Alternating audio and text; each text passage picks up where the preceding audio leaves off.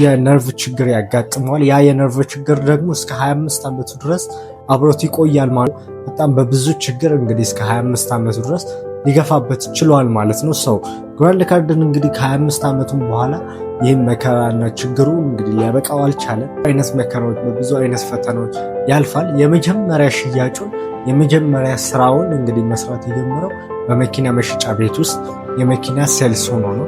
ሰው የመኪና ሴልስ ሆኖ በሚሰራበት ጊዜ ግራንድ ካርድን ምንድን ያደረገው በጣም በተቻለው አቅም ጎበዝ ሰራተኛ መስሎ ለመታየት ይሞክር ስለነበረ ጀስት እዛ በይሰራበት በነበረው መስሪያ ቤት ላይ የሊደርሺፕ እንዲሁም ደግሞ የማኔጅመንት ፖዚሽን ሰጡት ማለት ነው። ያችን የማኔጅመንት ፖዚሽን ተጠቅሞ እንግዲህ በብዙ ራሱን አፕዴት በማድረግ የራሱን ካምፓኒዎችን መሰረተ።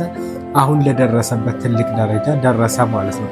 ሰው እናንተም ከምንም ነገር ተነስታችሁ ምንም ነገር ሰክሴድ ማድረግ ማሳካት ትችላላችሁ ለማለት ያክል ነው።